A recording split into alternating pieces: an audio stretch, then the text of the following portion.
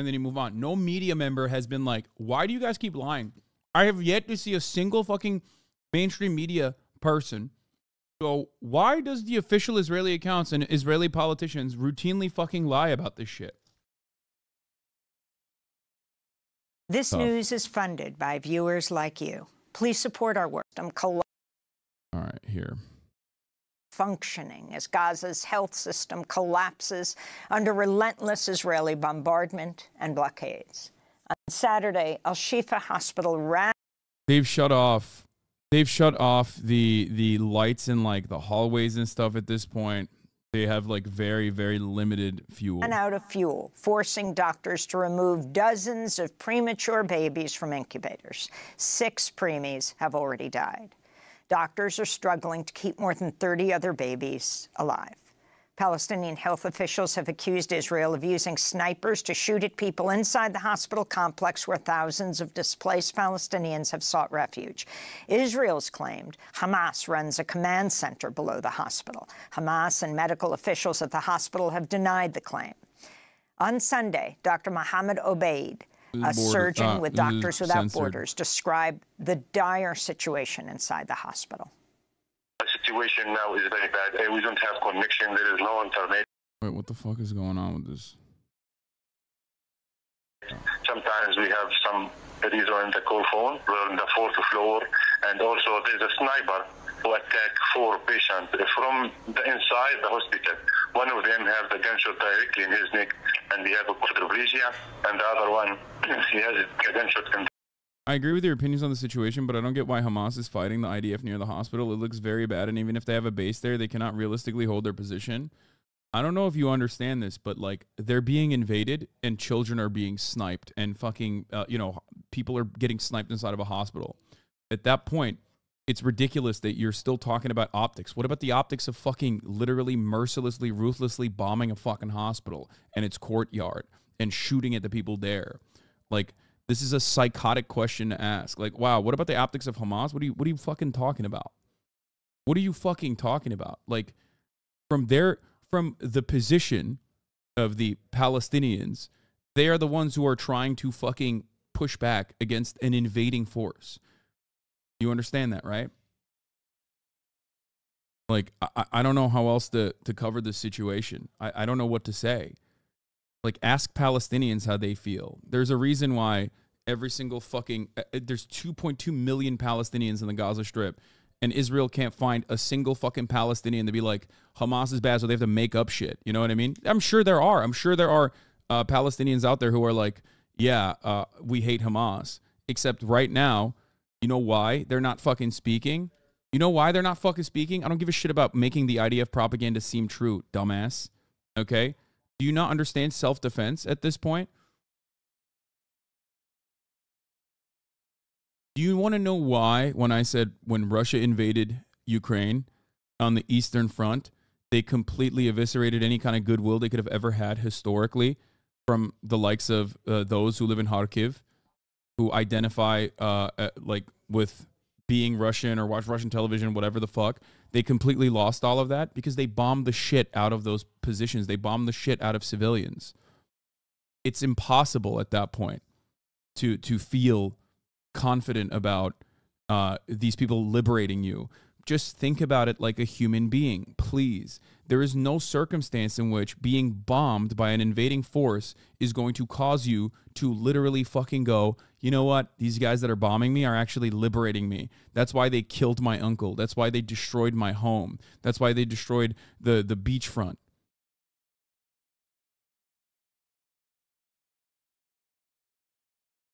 At this point, when you're talking about the optics of like being fucking blown to bits, and you're not talking about the actual optics of like what Israel has done and what Israel continues to do with the go-ahead of the entirety of the Western world, and you turn around and you go, why is the militia force that's like fighting back against the bombing occupation is insane to me.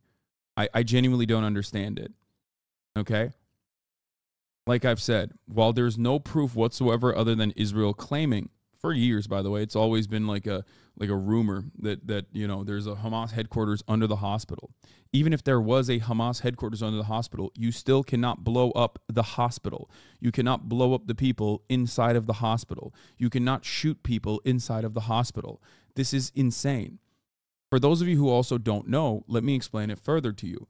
Let's say there's a Hamas militant, okay?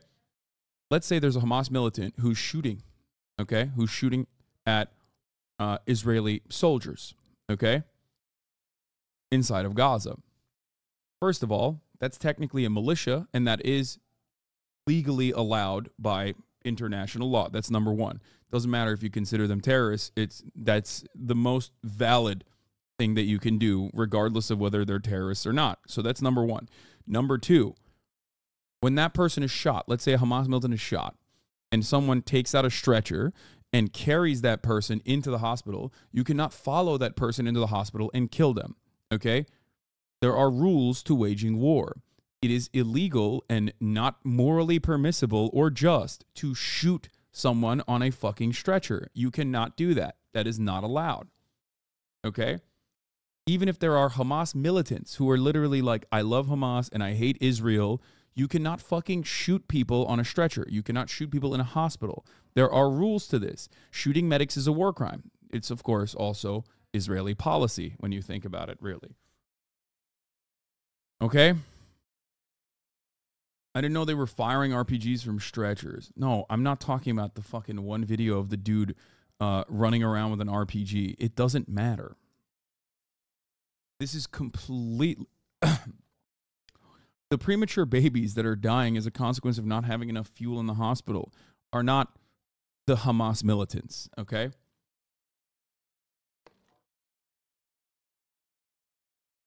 If anything, all of this shows me is that this is something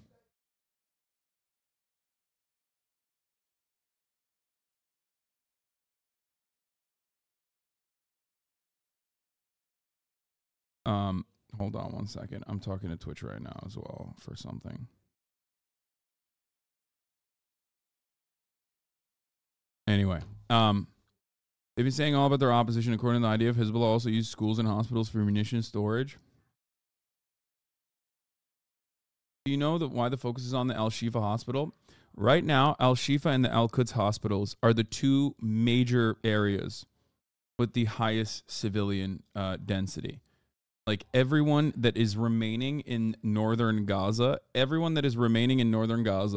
is basically there right now. Okay, every single person from like the interior ministry, okay, all the way to all of the civilians and all of the doctors. That's it. They have all anyone that hasn't been able to leave northern Gaza are taking refuge in these two major areas. Okay? That's what's going on. So taking over Al-Shifa and taking over the Al-Quds Martyrs Hospital is completely taking over the entirety of the remaining life on Gaza, the Gaza Strip, and the northern Gaza Strip. Idea of bullshit is northern Gaza is devoid of people now. I mean, obviously, there's like still 500,000 plus people inside of Gaza. I'm saying that, but the largest population density and all the people remaining in Gaza are in those two hospital areas, in the surrounding areas. There's people in the north still, but you have to realize that the major population centers remaining are around the hospital. Why are you saying civilian building? Once you have weapons and you use a building as a base to launch rockets, it's no longer a civilian building. International law says they can attack that building and Hamas can't. That is a war crime. That is the human shielding. Brother, I need you to understand something. Okay? I need you to understand something very important. First and foremost, I'm trying my very best here. The notion that people are actually like, dude, you're trying to justify bombing a hospital. I don't know what to tell you. I literally don't know what to tell you. I don't know how to like talk about how this is not appropriate at all. Okay? A police officer carrying a gun doesn't make an entire school a valid target. I've talked about this already. I've talked about this quite a bit. If there was a school shooting happening, okay? If there's a school shooting happening and it was an active shooting, you don't fucking nuke the entire block that the school is on and kill all the children in the school and kill all the children in the hospital next to the school and kill all the children and their family members on that block. That is not how this works. That is never how this works. So the only reason why you think it would work in this circumstance is because you think that all of the victims inside of this hospital, civilians, the overwhelming majority, if not every single one, obviously not every single person is going to be a civilian. Some of them are going to be enemy combatants as well. You can't, this is not like a valid target. You can't justify that unless you are an absolute fucking sociopathic monster. The expectation that like Palestinians across the board have to be perfect victims, otherwise is perfectly morally permissible to like destroy them and kill them, is a psychotic one. We'll talk about that in a second. All right, let's just finish this. Some of the people which actually go outside the hospital, they want to go to the south, they bomb them also. They bomb the family from the Shifa hospital today in the morning. There is no electricity actually, there is no water, there is no food. So our team is exhausted. We have 2 neonate patients die actually because the incubator, it's not working because there is no electricity. Also we have adult patient in the ICU. He died because the ventilator is shut down because there is no electricity. We can see actually the smoke around the hospital. They hit everything around the hospital and they hit the hospital many times. That was Dr. Mohammed Obeid, a surgeon with MSF, Doctors Without Borders, inside the Al-Shifa hospital. On Sunday, Democracy Now! Reached another doctor in Gaza City, Dr. Fadel Naim. We at Al-Ahli Arab Hospital, the Baptist Hospital, are the only functioning hospital in the Gaza City. All the injured people and other... What's with all the Trump 2024 PSYOP propaganda in this community all of a sudden? What are you talking about? Who the fuck is saying Trump PSYOP propaganda? Have you seen the insane amount of HasanAbi heads advocating for voting against Joe Biden? That's your major point of contention here? That's what you care about? Are you fucking insane? What's wrong with your brain, dude? Really rewire yourself, please. And chatters, don't fucking yell at this person, please, okay? I hate when people do this shit. When I pull someone up, let me yell at them. You don't have to do that, okay? I think that, as I've said already, especially as the election is a year out, trying to extract concessions from your elected leaders is morally just and very good and at the basis of the democratic process. If the goal is to constantly say, well, the other side is much worse, which is objectively true. Donald Trump would be worse than Joe Biden, except Joe Biden is currently continuing Donald Trump's Israel policies and doing it with vociferous support. Ultimately, you still have to try to get your side to do the things that you think are correct and right. If you don't do that, if you don't fucking do that, then what's the process? I don't understand. Like, what's the reason?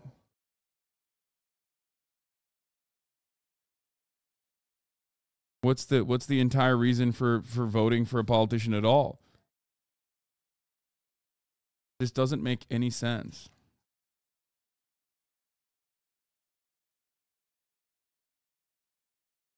This does not make any sense whatsoever. I don't understand this. If the goal isn't to try to get your politicians, to get the people that you're voting for to like do your bidding when there is like popular support for a particular thing, then why are you even voting at all? I genuinely don't understand it. I don't.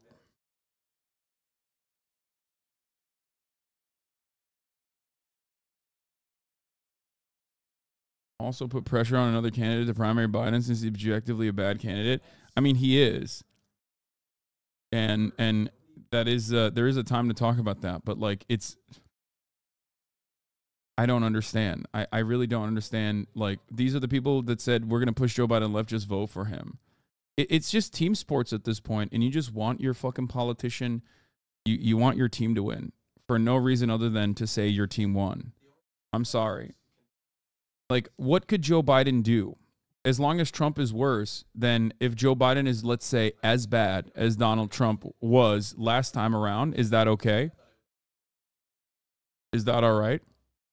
Should we not try to change Joe Biden's opinions? Should we not try to change Joe Biden's policies? Why should we not do that? And trying to extract concessions by saying you're not going to vote for them is actually a very important and very good thing to do. This isn't like about being a leftist.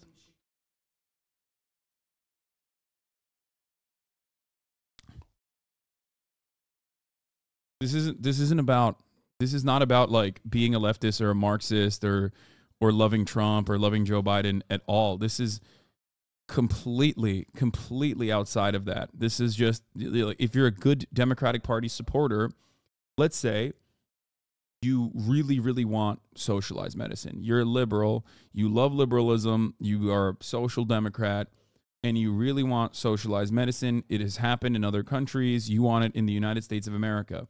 Should you just shut the fuck up all the time? Let's say there's enough momentum that it could possibly happen.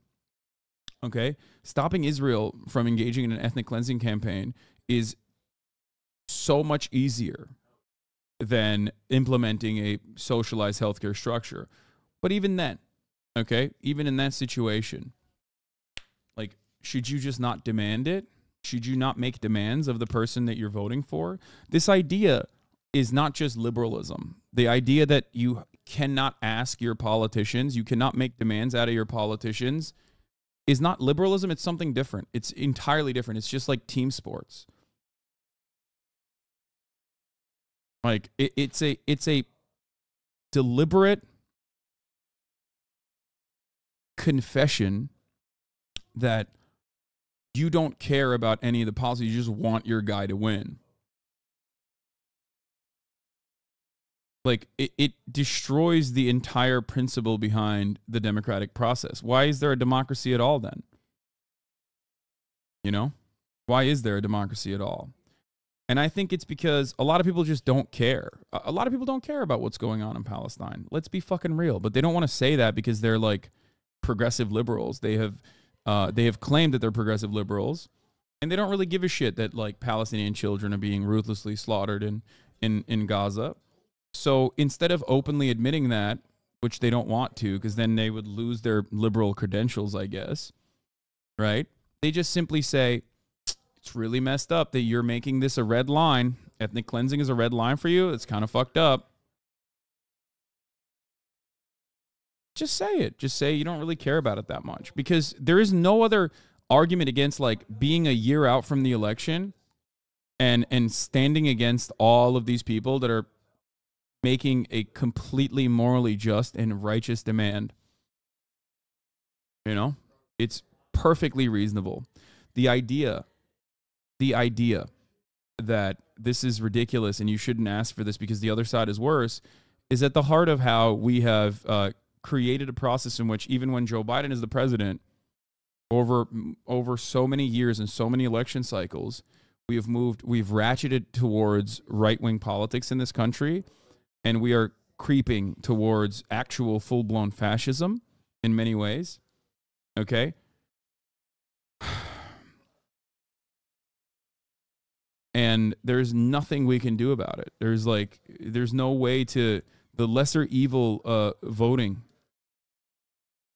The lesser evil voting is just a way to tell everyone to just shut the fuck up. Don't make any demands.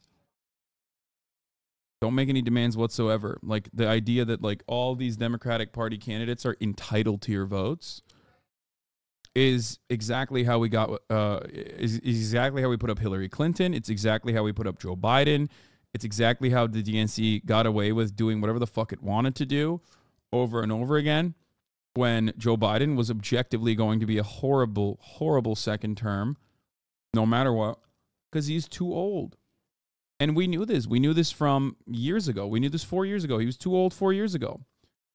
But, of course, everybody promoted Joe Biden as the guy, the only guy who can beat Donald Trump, and now we have to deal with it.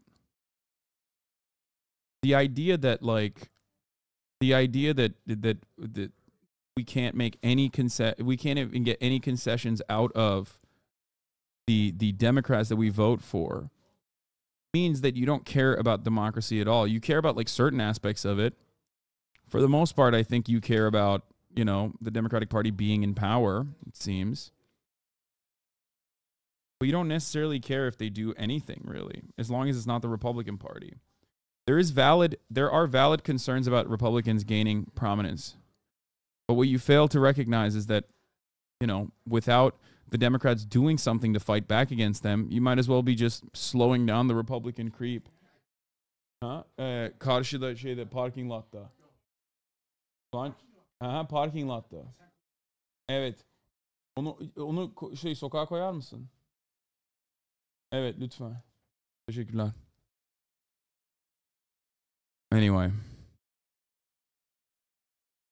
Here, let's get back to this. People like people with hypertension or diabetes mellitus or diarrhea or asthma or children with dehydration,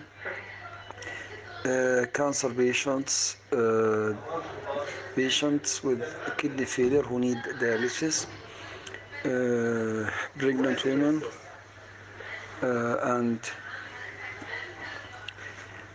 other cases are coming to our hospital because they have no other possibility to go to other hospitals. The other hospitals are surrounded by the Israeli tankers, like the biggest hospital in Gaza, Shifa Hospital, and Nasser Pediatric Hospital. Some of the angio hospitals are closed because of the shortage in foil and equipment. Since yesterday, we received more than 300 to 400 injured people and tens of other people who had other health problems. We had to do some surgical interventions in the corridors and on the courtyard because of the shortage of anesthesia, drugs. Our biggest problem is the shortage in manpower because we are a small hospital. We are not prepared to receive such like these numbers of patients at one time. Many volunteers came to help us, but we need specialized doctors in different specialties, in general surgery, in neurosurgery, chest surgery, vascular surgery, and gynecology, in pediatricians. Unfortunately, we couldn't help many of these patients. Some of them died because we couldn't do anything for them. That was Dr. Fadel Naim speaking Sunday from Al Ahli Al Arabi Hospital in Gaza City. To talk more about the humanitarian crisis in Gaza, we're joined by Dr. Tanya Hasan. She's a pediatric intensive care physician who works with the humanitarian aid organization Médecins Sans Frontières, MSF, or Doctors Without Borders. She's in regular contact with health professionals in Gaza and previously worked as a medical trainer in Gaza and the West Bank. She's the co-founder of the social media account Gaza Medic Voices, which shares firsthand accounts from healthcare professionals in Gaza. On Saturday, she took part in a vigil outside British Prime Minister Rishi Sunak's office in London. She broke down while reading an urgent message from the director of Al-Shifa Hospital in Gaza, Dr. Nidal Hadrous. We, as medical staff, want to leave, but we cannot. We might not survive until the morning.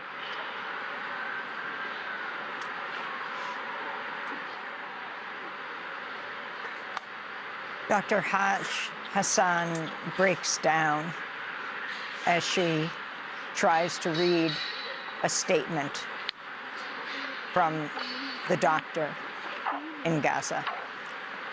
They're trying to be, they're like, the thing is, everyone tries to go, well, what about Hamas? What about Hamas? And the reason why people do that is because, like, they want to make it morally permissible to kill all of these people, like these doctors, the children, because Hamas is there. Okay? And from where I'm standing, I don't give a fuck who's there. Okay? I don't care. I don't care if Hamas is there. Okay? I don't. This is ridiculous. This is completely ridiculous. It's insane to me that you know, there's Hamas there. Okay? And that's why we have to do this. No, there has to be red lines. And there are red lines. I don't understand it. They didn't even try to prove Hamas is there. They do. They do try to prove it. They try to prove it by, they put up a fake doctor. Okay, here's a couple of different things. This has always been like the suspicion. Okay? There's always been this rumor. Been around for a very long time that the El Shifa hospital is like, is on top of like the Hamas headquarters. This has always been a thing. Okay?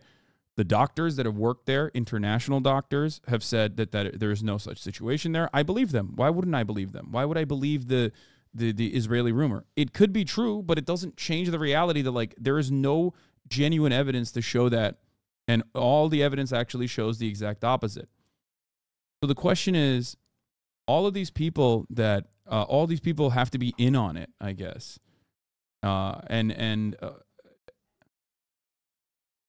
The IDF tried to show that there was a tunnel under the hospital. It was very badly edited. Yeah, they put up a fake doctor. But the world has to know. They put up a fake doctor who's like holding a fucking stethoscope, like literally to be like, oh, I'm a real doctor. Like, look at me. Ya Allah, I can't believe I'm doing this. But the world has to know what Hamas is making here. They're taking over the entire fake explosion noises. Hospital. They're taking over the fuel, the medicine. I have nothing to treat with. I had to fix a fracture for a 5-year-old boy. It's just so insane. It's so insane that, like, this is what we have here. Like, this is the evidence. The evidence is like fake doctors. Okay, fake doctors being like, please come in and blow up hospital. This is the only way. This is the only way that we can get rid of Hamas. Please, Hamas, please blow up the hospital in Gaza. Hamas is here. Okay, and like holding her fucking hijab, perfectly clean outfit, holding a stethoscope. They should be like, I'm a doctor. Fake bomb sounds, no fucking additional noise. No additional noise in the background. You've heard the doctors give interviews, okay? You've heard the doctors give interviews from inside the hospital this past week. Does it sound like that? Yeah. Yeah. Yes, it's Palestine that has a Palestine situation going on. Exactly. Every accusation is a confession, okay? They say Palestinians are lying. They say Palestinians are lying about all of the bombing and all of the little babies that Israel has killed. They're actually doing makeup and it's fake, which is an insane thing to say. Meanwhile, they're making this shit up in order to like justify bombing the hospitals. Yeah, of course. It's completely ridiculous. Allah. Please, if you hear me, please leave. Run away. Don't stay here, please. يا عالم يا ناس اطلعوا من هون. Anyway, so she's so obvious in Israeli is funny. Her Israeli accent is extremely obvious. Yeah, it's just, I don't even give a shit about the accent. Like, it's very clearly fucking fake. Okay? And none of the doctors that are at El Shifa have ever seen this woman. Okay? Here it is. I can report that 3 Doctors Without Borders MSF staff currently at the Al-Shifa Hospital said today that they've never seen this woman in this apparent fake video, which has been viewed 12 million times before being deleted from an Israeli government account. This closely echoes a 2011 hoax. In 2011, Israel government shared a YouTube video by a man who claimed to be an Israeli gay rights activist who said he was discriminated against by Gaza flotilla organizers. The video was exposed as a hoax. John Ronson set out to find the actor in it. John Ronson, my goat. The mystery out there, an experience I went through recently. The Gaza flotilla is the one with Mavi Marmara. Remember when I told you guys, like, the Turkish humanitarian aid mission, where they blow what? Right. Okay. In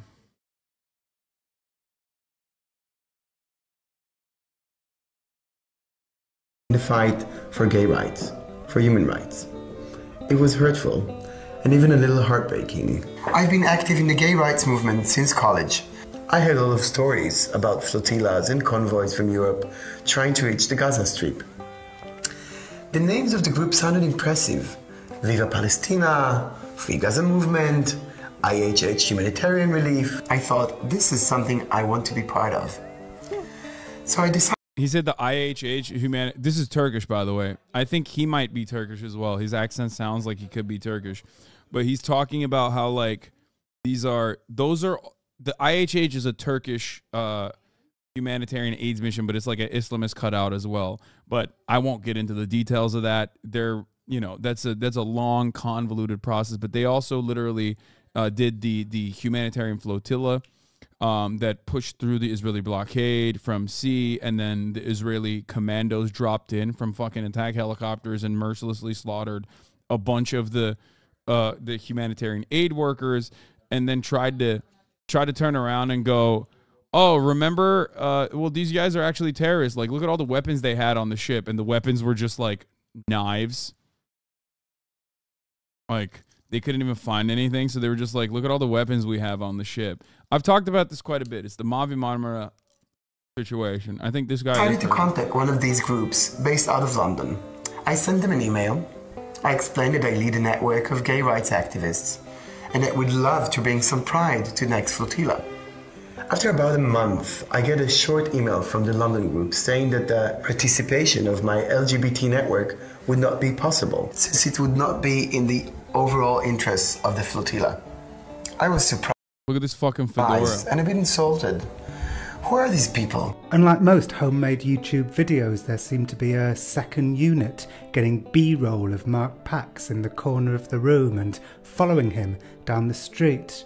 So I decided to check his story out with the Free Gaza movement in London. We're the only ones in the flotilla with an office in London. So it would have had to have been you? If he's contacted London, then he would have come through here. And you've not had an email from him? No, and I had checked all the Free Gaza email accounts. He hasn't contacted us at all. Yeah, I mean, also, if he had actually contacted, unironically, the IHH, they probably would have been like, yeah, fuck off. Let's be real, because that is, like, unironically a very conservative, very Muslim, very fundamentalist, Islamist conservative outfit.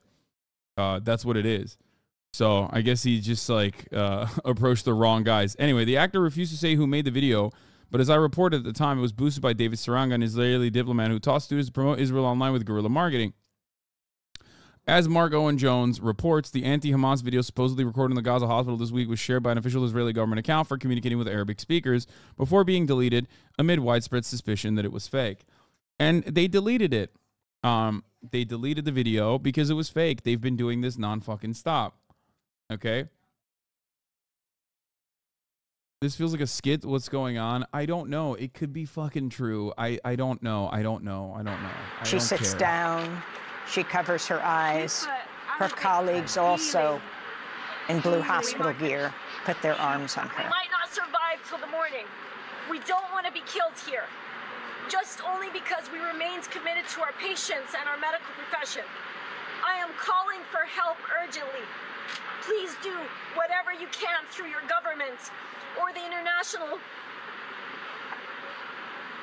the ICRC, the Red Cross, to arrange a safe corridor for the medical staff. Please treat this as top urgent. This is the director of the major trauma hospital in Gaza. I'm going to leave you with one more message. To bomb a hospital means to terrify sleeping patients, to break windows over their heads, to make the walls tip onto their bodies, to rip out ventilators and burn oxygen tanks, to ruin equipment that can help human millions of times. That was Dr. Tanya Hasan, pediatric intensive care physician who works with the humanitarian aid group Doctors Without Borders, reading an urgent message from the director of Al-Shifa Hospital in Gaza, Dr. Nidal Hadrous. Dr. Hasan, thank you so much for joining us. You must be, to say the least, beyond exhausted. You were reading that statement in London. I last saw you in Jordan, and now you're in Toronto, Canada. Can you talk about the latest? That was Saturday. This is now 2 days later. Yeah.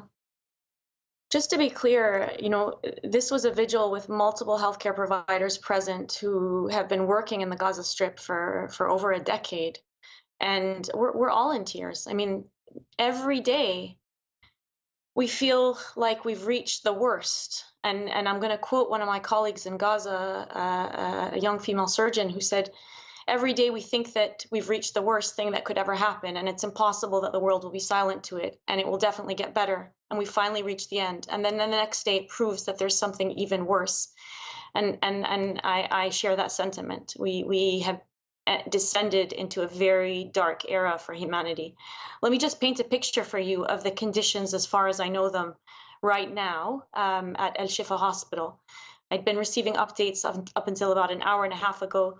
It's very difficult to receive updates. As you know, communication has been cut off, so they're intermittent. There's certain individuals who have intermittent connection. Al-Shifa Hospital is the largest trauma hospital in Gaza. It is under complete siege. It has been come under a direct attack by Israeli forces for over a week now. The medical staff, including Médecins Sans Frontières, MSF staff, are physically in the hospital at the moment. There are patients there in critical condition, hundreds of patients, and there are thousands of internally displaced individuals who are still inside that hospital, completely under siege, surrounded by Israeli tanks. They have no access to food. They're surviving on minimal dates and biscuits that are left in the hospital. They have no access to water. They describe being very thirsty. And as you know, they have no access to electricity. After the fuel supply was cut off, the electricity supply was cut off, and more recently, the solar panels were bombed. They describe over 100 bodies lying on the ground, decomposing, dead bodies that they cannot bury. This is after having to dig mass graves in the garden of the hospital. The morgues cannot be cooled to preserve the bodies. As you know, there's no electricity. So they're decomposing. The intensive care unit was targeted twice in the last 24 hours.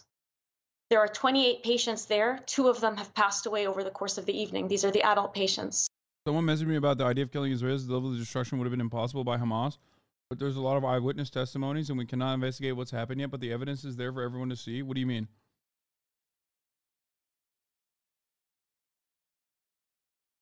She deleted this after enough people told her that this is just a calendar that lists the days of the week. No apology, of course.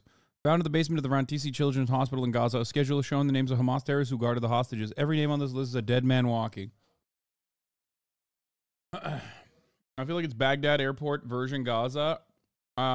Yeah. They have no access to oxygen. Dialysis patients who require electricity to run the dialysis machines because they have kidney failure. Chat. Israel's Western-focused propaganda relies on the West not really listening to Arabic speakers and not really knowing Arabic, right? I say this with all sincerity. They have also done this time and time again. They literally fucking posted a Arabic mother, a Palestinian mom, yelling about how Israel killed his children, his 30-year-old son, who was also fathered, who was also a father himself. They fucking posted it. Their official account posted it, changed the subtitles underneath it to say like, oh, I hate Hamas. Hamas is actually killing us. Israel is going to save us. I much prefer Israel to Hamas. The fact that they can do that, like, shows me that they're just fucking gross. They're gross. There is no end to the madness here. There's no end to like whatever lies they will tell. And a lot of that is done specifically to flood the market with as much misinformation as possible and then move on because there's no repercussions for it. There is no repercussions for it whatsoever. You just move on. Millions of people see it, you delete it quietly, and then you move on. No media member has been like, why do you guys keep lying? I have yet to see a single fucking mainstream media person. So why does the official Israeli accounts and Israeli politicians routinely fucking lie about this shit? Do not have access to those dialysis machines. I can describe to you in detail what death will look like for these patients. Toxins will develop in their bloodstream. They will become overloaded with fluid because they cannot pee it out. They cannot pee the toxins out either. They will feel very unwell. They will probably get very confused. They'll have difficulty breathing, and eventually they'll die. This is a slow, horrible, painful death, preventable, painful death, like all the deaths in Gaza. Anyone who moves inside the hospital is getting directly killed. 2 nurses were killed by snipers in the last 24 hours. Anyone who tries to leave the hospital is targeted. You mentioned the 38 premature newborns, 3 of whom who've died are currently outside of their incubators at risk of hypothermia without access to oxygen, and I'm not sure how they're going to provide them with all the things they need, including food. This is an entire hospital that's completely cut off, and we've had very little to no news from the other hospitals in the north of Gaza. Last we heard, they're completely surrounded, like El Shifa Hospital. And, you know, Israel's justification for sieging the hospital is the claim that it's like the Hamas headquarters underneath it, and somehow that like Hamas is utilizing the hospital. As far as like the evidence that they've shown from this other hospital that was not in use at this point that they've blown up already, I'm not familiar with that other hospital. But as far as that other video that they showed, it's not good enough. It's not good enough to keep killing mercilessly and ruthlessly the people that are on top of this active hospital, including international doctors and Palestinian doctors alike working round the clock to save people's lives the best of their fucking ability.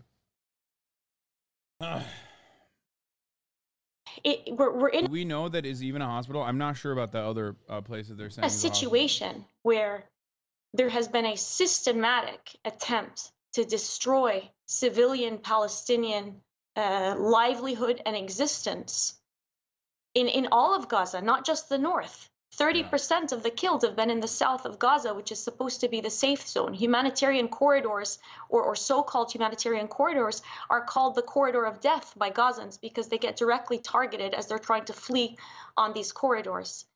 You know, Doctors Without Borders, and I mentioned we're really struggling to contact a lot of the staff.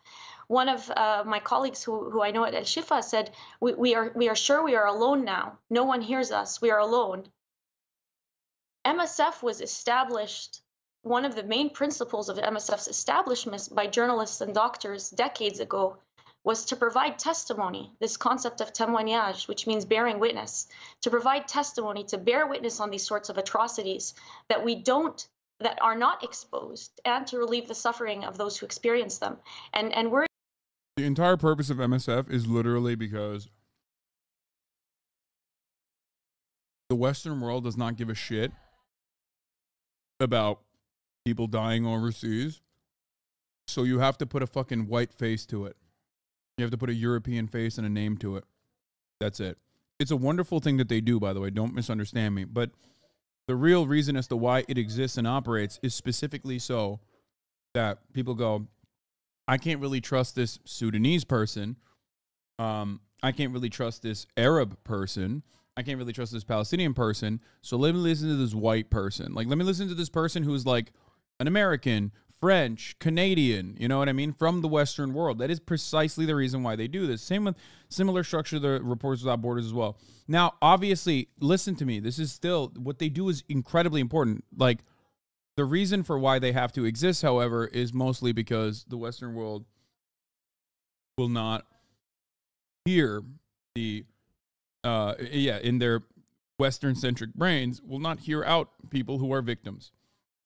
That is precisely the reason why when these doctors go on CNN and stuff, they don't ask them to condemn Hamas, right? But if you are a Palestinian doctor inside of Palestine, they ask you about Hamas and the fuel that Hamas is using, blah, blah, blah. Like, they do that shit all the time. But even then, it does not matter. Even then, at this point, it doesn't fucking matter.